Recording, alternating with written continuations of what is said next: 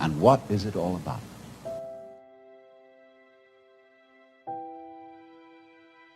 Well, we say, one must live. It's necessary to survive. You know, you really must go on. It's your duty. We think, you know, it's part of our Western philosophy, that we think we have a drive to survive, that we must go on living. Because some big daddy said to us, you got to go on living, see? And you better make it, or else. There really is no necessity to go on living. The fear of death is completely absurd. Because if you're dead, you've got nothing to worry about. So you'll be all right. So in the same way,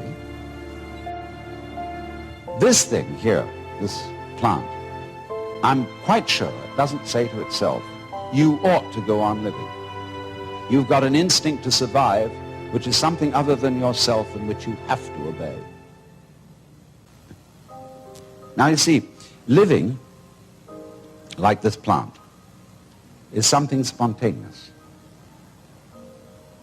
In Chinese, the word for nature is zhiran, which means that which happens of itself, not under any control of an outside boss.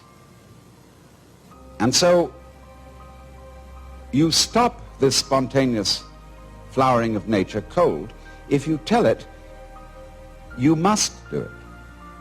It's like saying to someone, you must love me. Well, it's ridiculous.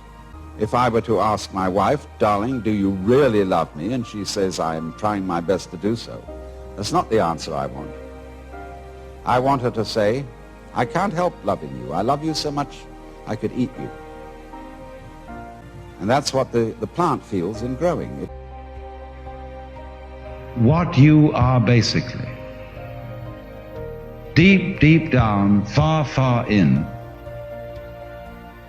is simply the fabric and structure of existence itself. Reality itself is gorgeous. It is the plenum, the fullness of total joy. Wow-wee. Wow-wee. See, this is the real secret of life. To be completely engaged with what you're doing in the here and now. And instead of calling it work, realize that this is play.